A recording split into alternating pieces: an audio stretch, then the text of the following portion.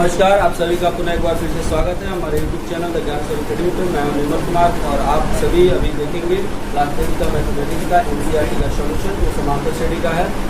अभी हम लोग समांतर श्रेणी का एक्सरसाइज पहला एक्सरसाइज का सॉल्यूशन करेंगे, दूसरा एक्सरसाइज का जितना हो सकेगा उतना क्लास में हम लोग करेंगे। आइए हम लोग देखते हैं सॉल्यूशन। इससे पहले थोड़ा सा हम बैक में जो हम लोग फॉर्मूला क्रिएट किए हैं उसको हम थोड़ा समझ लेते हैं, है ना।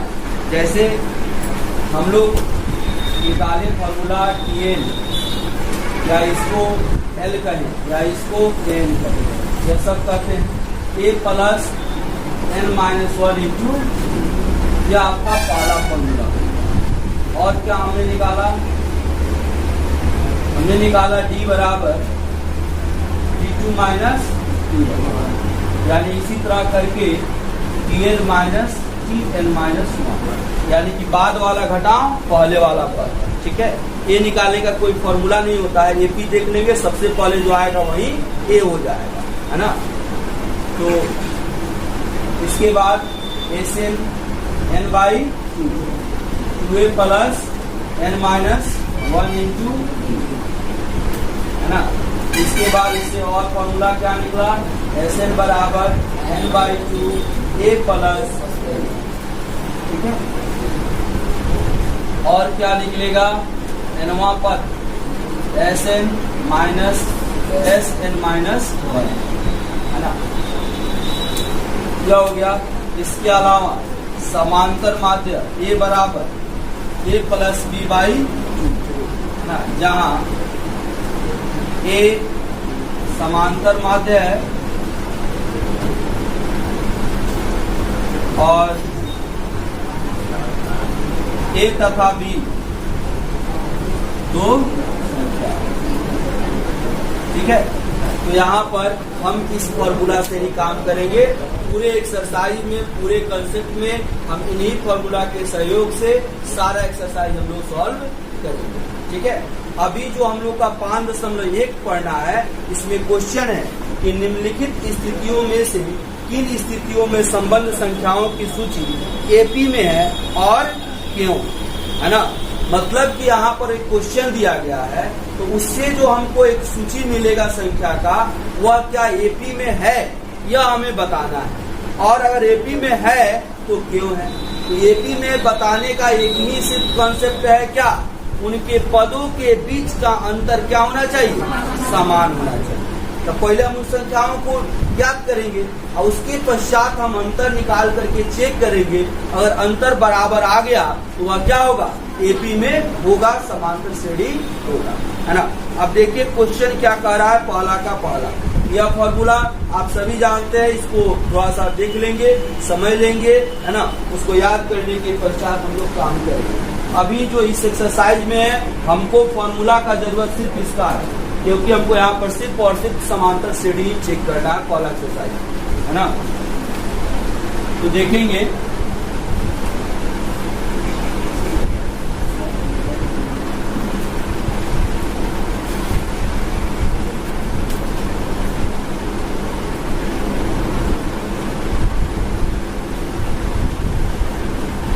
पहला क्वेश्चन जो है वह कह रहा है, प्रत्येक किलोमीटर के बाद टैक्सी का किराया, जबकि प्रथम किलोमीटर के लिए किराया कितना है, 15 रुपया, है ना। और प्रत्येक अतिरिक्त किसी मीटर के लिए किराया कितना है, 8 रुपया, ठीक है। यानी कि यहाँ के अनुसार यह कह रहा है कि प्रत्येक किलोमीटर के बाद टैक्सी का किराया, है ना, जबकि प्रथम किलोमीटर के लिए किराया कितना है, 15 रुपया है, और प्रत्येक अतिरिक्त किलोमीटर के लिए किराया कितना है, 8 रुपया। यानी पहले किलोमीटर का किराया, पहले किलोमीटर का किराया, तो पहले किलोमीटर का किराया कितना है, 15 रुपया। और इसके बाद से जो भी अतिरिक्त किलोमीटर वह दूरी तय करेगा उसका किराया कितना है, 8 रुपया, है ना। अगर कोई 1 किलोमीटर जाता है तो उसका किराया, जैसे अब यहाँ से अरेरा, है ना, अरेरा आप जाइए तो यहाँ से हर का किराया में भी 10 किलोमीटर है, शायद 25 या 30 रुपया है ना। तो 10 किलोमीटर का किराया इतना है। और यहाँ से मोतिहारी जाइए तो किराया 50 रुपया है ना। तो मोतिहारी यहाँ से जबकि 40 किलोमीटर, है ना। और यहाँ से औरेराज आपको 10 किलोमीटर, तो औरेराज से मोतिहारी कितना हुआ? 30 किलोमीटर हुआ। अब इस हिसाब से अगर किराया वसूला जाएगा तो 10 चौका 40 चरगुना न है मोतिहारी, इसका चरगुना तो 100 रुपये लेना चाहिए, लेकिन ऐसा नहीं है। तो वैसे ही पहले किलोमीटर का यानी कि 1 किलोमीटर के लिए काम हो रहा है, यात्रा हो रही है, तो थोड़ा किराया ज्यादा लग रहा है, लेकिन उसके बाद 1-1 किलोमीटर के लिए किराया क्या हो गया है? कम हो गया है ना। तो अब इसके बाद बताइए, तो दूसरे किलोमीटर के लिए किराया क्या हो जाए? तक का किराया, तो पहले का 15 हो गया, अब फिर अतिरिक्त किराया 1 किलोमीटर कितना लग रहा है? 8 रुपया। 15 प्लस कितना हो जाएगा? कितना हो गया? 20 रुपया, है ना। फिर इसी तरह से तीसरे किलोमीटर तक का किराया 23 प्लस यानी कितना हो जाएगा? 31। ऐसे ही आगे हम करेंगे। एपी समझने के लिए हमको कम से कम 3 पद निकालने होते हैं, तो संख्याओं की सूची 3 को मिल गई है। यहाँ पर देखिए, प्रथम पद यानी कि A1 बराबर हम ले लिए क्या? 15, चाहे T1 आप लिख सकते हैं।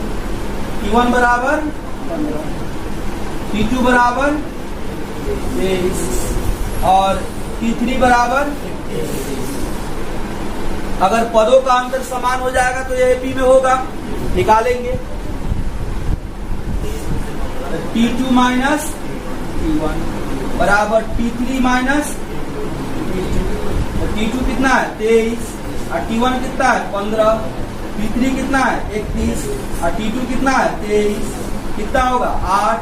यह भी कितना होगा? बराबर है। तो बराबर है तो यह क्या होगा? एपी में होगा कि नहीं होगा? होगा।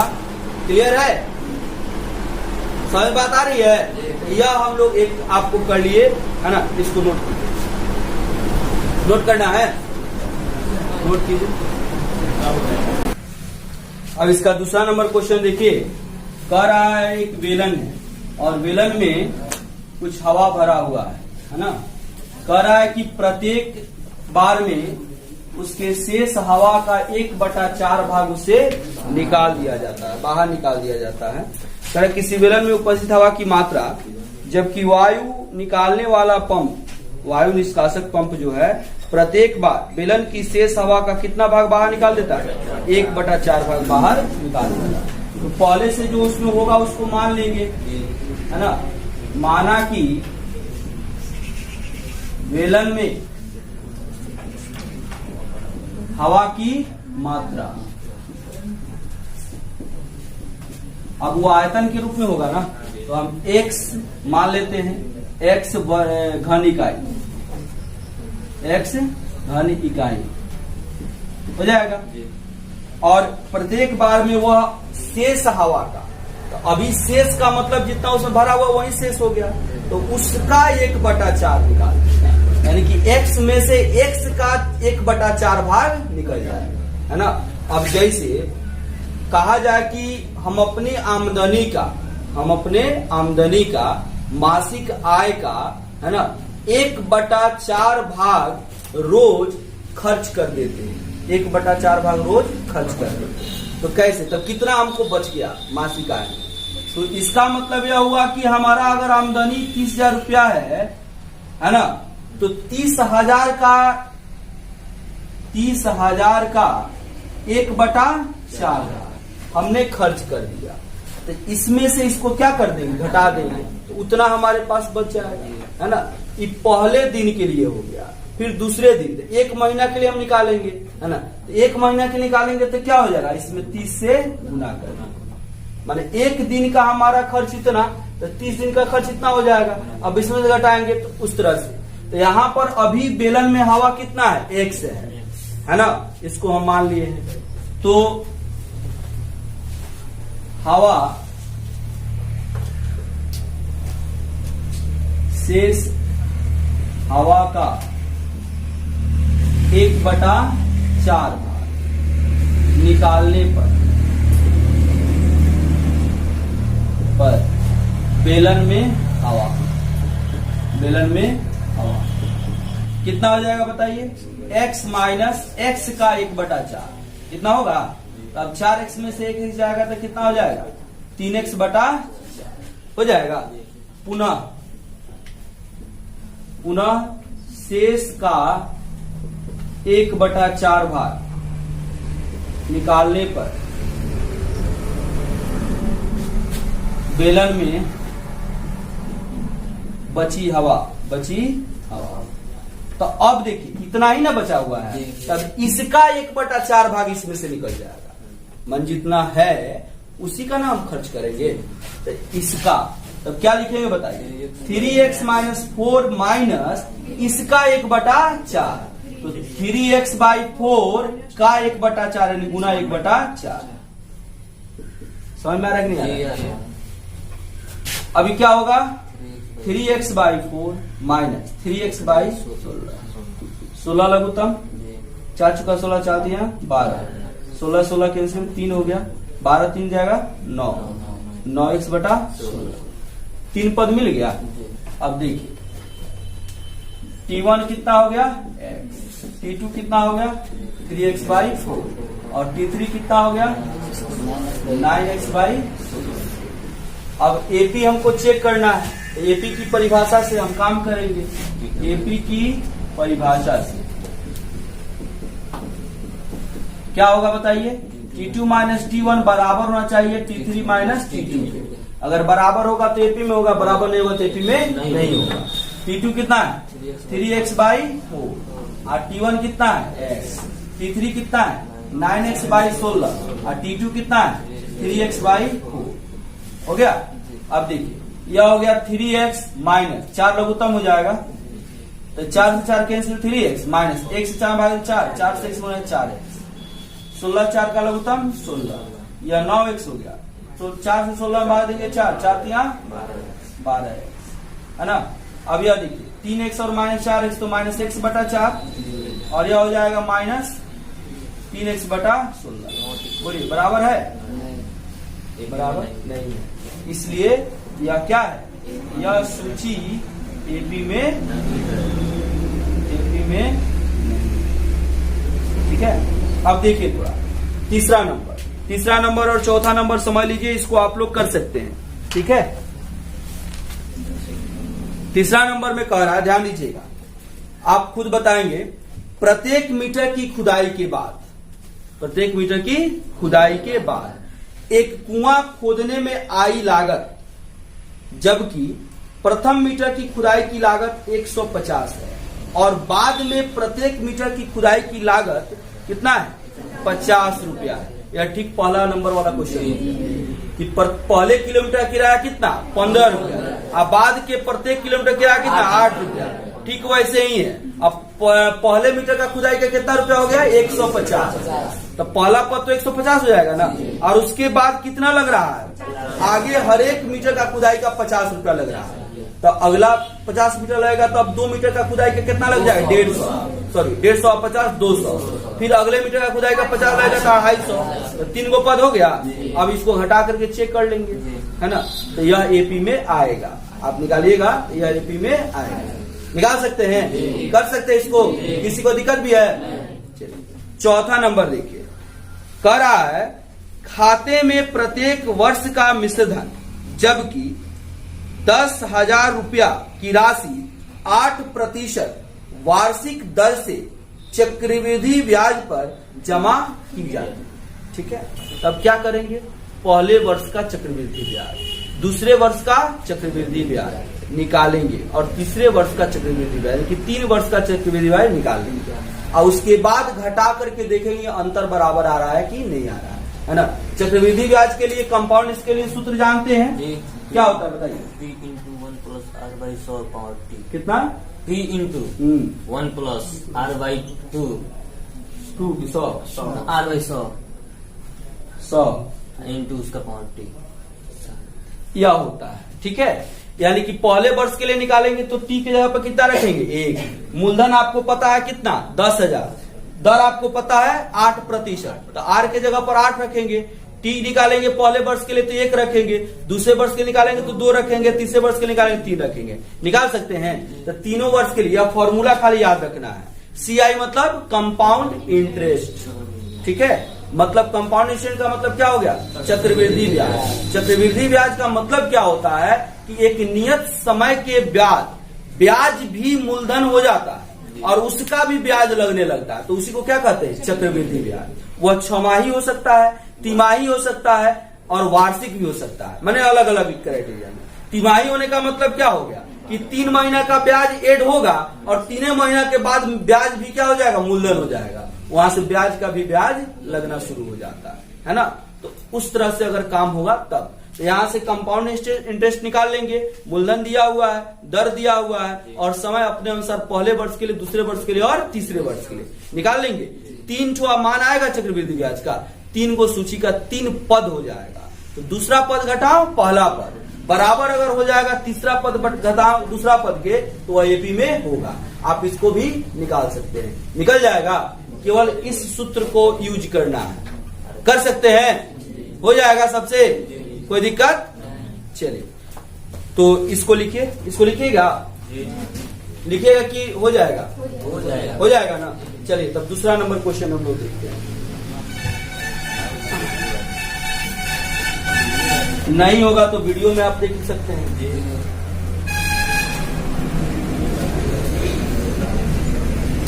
और वीडियो में नहीं देख सकते हैं फिर से, तो हम तो भागे नहीं जा रहे हैं, हम बता देना है। मैंने थोड़ा आपने से कीजिए इसको। देखिए क्वेश्चन नंबर 2, यह सारे क्वेश्चन सब आप लोग अब कर सकते हैं, है ना। देखिए कितना मजा आएगा इसको करने में, बहुत ही आसान है। जब बात समझ में आती है, काम करने समझ में आता है ना, तो खुद ब खुद वो अच्छा हो जाता है। देखिए दूसरा नंबर कह रहा है कि दी हुई एपी के प्रथम 4 पद लिखिए, जबकि प्रथम पद ए और सार बनकर डी निम्नलिखित है। हमने क्या बताया था कि हमको ए और डी मिल जाए तो दुनिया का कोनो भी पद एपी का निकाल सकते कि नहीं निकाल सकते? ए दे दिया जाए, डी दे दिया जाए, एगो जैसे देखिए 1 बराबर हम कर दिए 2 और डी बराबर कर दिए 2 और कहा है कि 50वां पद निकाल सकते हैं। तो 50वां पद कहने का मतलब क्या हो गया? ए प्लस 49 डी, ए का मान रख दीजिए, डी का मान रख दीजिए, 49वां पद निकल जाएगा ना। ठीक वैसे ही इसमें कह रहा है। अब देखिए क्वेश्चन पहला में दिया हुआ है इसका ए बराबर 10 और डी बराबर 10, है ना। तो इसमें कह रहा है कि प्रथम पद एपी के प्रथम 4 पद लिखिए, एपी के प्रथम 4 पद। अब प्रथम पद तो यही हो गया, T1 बराबर ए बराबर कितना? 10। T2 बराबर बताइए ए प्लस डी, नहीं होगा तो क्या होगा? 10 प्लस 10 कितना? 20। T3 बराबर ए प्लस 10 प्लस 2 गुना 10 गुना 20 10 और T4 बराबर बोलिए 10 प्लस 3 गुना 10 या 30 10। कौन नहीं कर सकता है? हाथ उठाइए, सब कोई कर सकता है। वाह, इस तरह से देखिए दूसरा नंबर क्या है? ए बराबर -2 और डी बराबर हो गया। तो आप जानते हैं पहला पद ए -2 हो गया, फिर दूसरा पद ए प्लस डी यानी कि -2 प्लस 0 कितना हो गया? -2। तीसरा पद ए प्लस 2डी, ए कितना? -2 प्लस 2 गुना 0 कितना हो जाएगा? समझ बात आ रही है?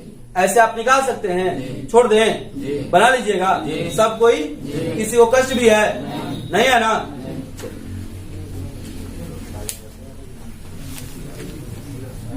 तो इसके बाद तीसरा नंबर क्वेश्चन बनेगा। देखिए तो ए बराबर 4 डी बराबर -3 दिया हुआ, बना लेंगे।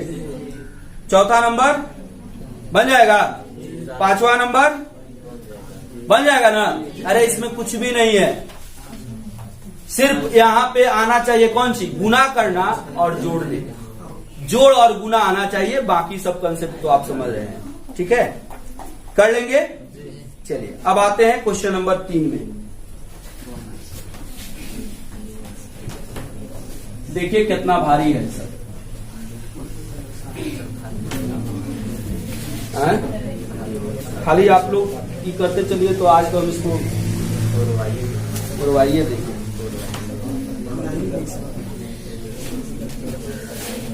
तीसरा नंबर में कह रहा है कि निम्नलिखित में से प्रत्येक एपी के प्रथम पद तथा सार बनकर लिखिए।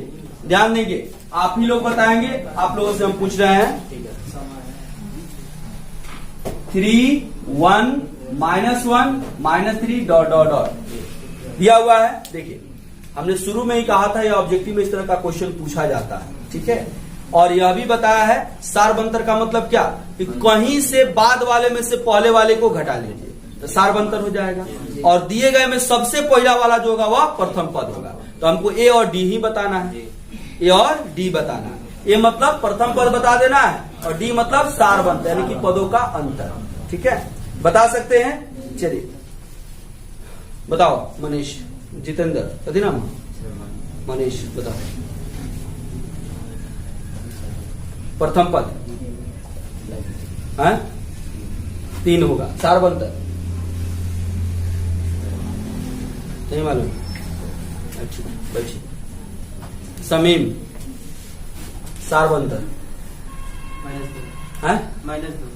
-2। बहुत अच्छा, बैठिए। कहीं से आप घटा दीजिए, 1 घटाओ 3 क्या हो जाएगा? -2। बाद वाला घटाओ पहले वाला, हो गया। और जो सबसे पहले आया हुआ क्या हो गया? प्रथम पद। आप लोग का भी ठीक है। पिछले क्लास में ए प्रथम पद पूछ रहे थे तो नहीं आ रहा था, आधा आदमी को नहीं आया प्रथम पद। प्रथम पद मैंने कहा क्योंकि दिखाई देता प्रथम पद माने के नहीं है ना, तो डॉटेड लाइन बता है ना, तो प्रथम पद हो गए सवाल नहीं है ना, एगो बात है। अब पहले आवे वाला पद प्रथम पद हो गए, केहू बता दी माने पहलो क्लास के लेके कह दिया कि मैं जो पहला जो बा प्रथम पद हो गए, तो वो बता दी मैंने होके पढ़ल शुरू कैले है ना बता दी। आ घटाव आवत होके दूसरा क्लास को लेके बता दी तो सार्वो अंतर बता दी ना। अब बताओ, 1 number question number 1 number 2 number के क्वेश्चन तो पहला दूसरा का लेके कर लिए, आ तोहनी के ना आई तब तो दिक्कत वाला बात। ए बराबर 3 और डी बराबर 1 घटाव 3। हमने क्या बताया? ये नहीं सोचिए कि कहां से घटाना, कहीं से। अब बाद वाला घटाओ पहले वाला, लेकिन पहले ये समझ में आना चाहिए कि बाद वाला कौन है, पहले वाला कौन है। अब कहीं बाद वाला हई ले लेनी, अब पहले वाला हई ले लेनी, तब घबरा जाए, है ना। बात समझ में आ रहा है? इस तरह से देखिए, दूसरा नंबर -5 -1 3 7, ठीक है। तो एक कितना हो जाएगा बताइए? -5 और डी कितना हो जाएगा? अब अगर यहां से निकालते तो यहां से भी निकाल सकते थे। अब जैसे क्या? -1 और -5 -1 +5 4। अब कहने का मतलब है यह भी मौखिक रूप से कर सकता है लोग, लेकिन सब कोई नहीं कर सकता है ना। कुछ लोग को दिक्कत हो जाएगा, कभी कभी बढ़िया विद्यार्थी को भी सब कैलकुलेशन में दिक्कत हो जाता है, हड़बड़ी के कारण। बढ़िया विद्यार्थी को दिक्कत कहाँ हो जाता है ना, वो इतना तेज बनेगा उसमें, है ना। अब जैसे जो तेज विद्यार्थी एग्जाम देने जाता है, गड़बड़ कहाँ हो जाता है, तो एग्जाम में जाएगा तो क्वेश्चन लगेगा तो लगेगा कि उसको सब हल्का है। अब हल्का में अब कितना जल्दी करके बना दी, अब कितना जल्दी बनाओ में कितना गलती कर दी खुद ना बुझे, है ना। अब घरे तक हम तो सब बना के 100 में 100 है ना। अब पता चली कब? जब रिजल्ट आई तब, है ना। नहीं, यही होता ही है, ऐसा ही होता है ना। अब वहां एग्जाम हॉल में गलती एगो हो गया ना, तेज भी विद्यार्थी से एगो, तो समय का इतना प्रेशर रहता है कि उसके बाद से वो गलती सुधरवे नहीं करेगा, है ना। एगो ग्राफ हमारा सबसे बढ़िया, ग्राफ में हमारे मैट्रिक में क्वेश्चन फंस गया, है ना। खाली बार बार एक क्वेश्चन उठा के दूसरा और कर दियो करके, चिन्ह बदल भी ना करी। 4 बार बोला नहीं है, 4 बार गड़बड़ हो गए, आंसर ना आवे, है ना। तो छोड़ दिए, कहे कि अभी बनने वाला नहीं है। तो जब ओवर करने से हो जाता है इसी तरह का छोटा छोटा गलती, है ना, जिसके बारे में सोचता भी नहीं है कि ऐसा हो भी सकता है ना। अब बार बार आदमी उसी गलती को दोहराता है और गड़बड़ कर लेता है ना।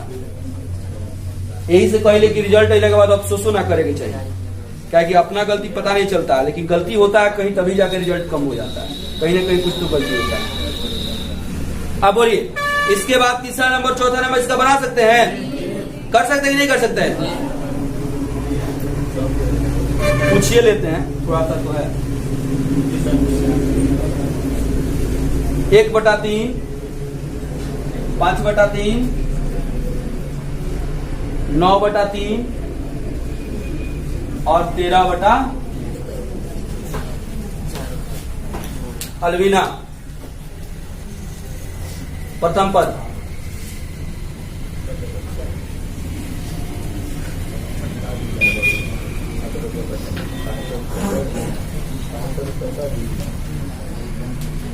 प्रथम पद में क्या होगा? इतना सोचिएगा। अब देखिए वीडियो चल रहा है, मैं अब क्यों गार्जियनों देखी तो नामों को है कि अब हाँ जा हमरा लगे कुछ निकल है, कुछ का होते नहीं है ना, एम क्यों दिखा दी साहब, देखिए लेके रो लेके सब कुछ नहीं है, अभी तक तो जवाब लेके आओ।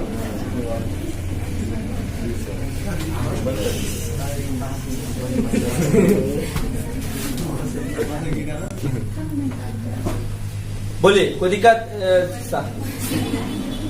यहाँ पे प्रथम पद क्या होगा? 1/3 होगा। अरे ये नहीं समझ, सबसे पहले जो आएगा है ना वो हो गया 1/3 और सार बनतर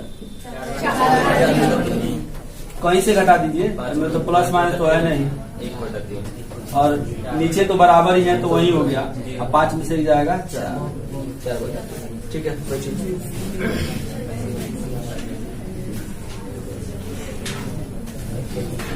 0.6, 1.7, 2.8, 3.9 है ना। अब बोलिए इसमें A बराबर 0.6 D बराबर 1.1,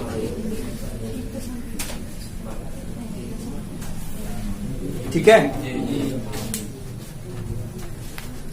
अब देखिए चौथा नंबर में, इसमें तो एपी दिया हुआ था, तब आपको ए और डी बताना था।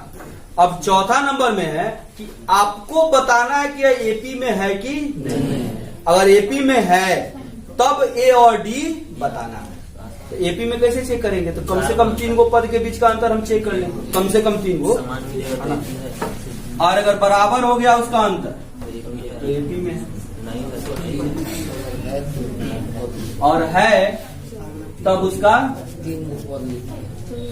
पहले बताना है उसमें क्या एपी है कि नहीं। एपी है तो डी का मान बताना है, और डी का मान बता दिए तो उसके 3 और पद लिखना है, ठीक है। जैसे देखिए चौथा का पहला एक तो हम बता रहे हैं, इसके बाद आप लोग कर सकते हैं। दिया हुआ है 2, 4, 8, 16 ... है ना।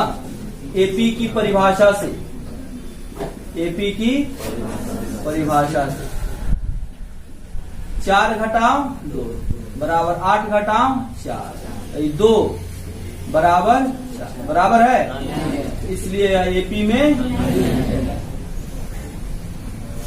ठीक है। एक और चेक कर लेते हैं।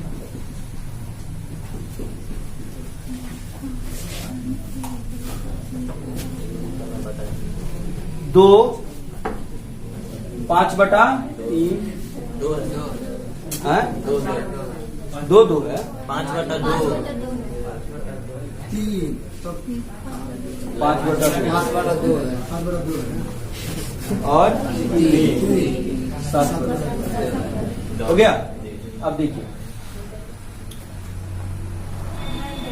अब एपी की परिभाषा से भी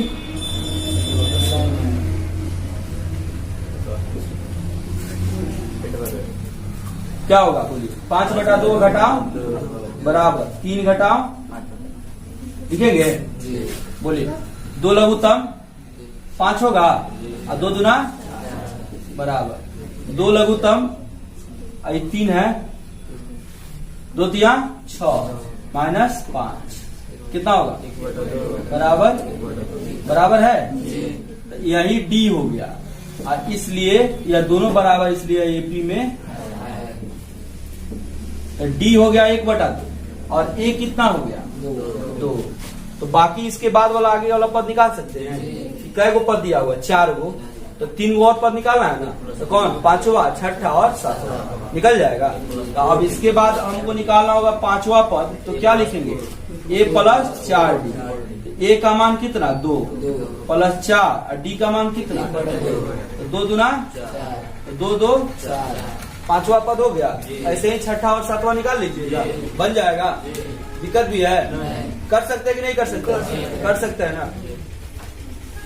लिखना है कि मिटा दे। अब ये पूरा क्वेश्चन करना है आप लोगों को। ये क्वेश्चन है 15 ठो। ये क्वेश्चन है 15 ठो, कर लीजिएगा लोग, हो जाएगा। तो आगे बताएं कि रहने दें? मतलब आगे बताने से नहीं है, मतलब करने से भी है। ठीक है, हम नहीं बताएंगे तो आगे आप समझ चुके हैं, पूरा कंसेप्ट हम बता दिए हैं, तो आप ट्राई कर सकते हैं अगर पूरा कर लिए तो। ठीक है, तो आगे इसको कीजिए, अगले क्लास में हम अगला एक्सरसाइज देखेंगे, है ना।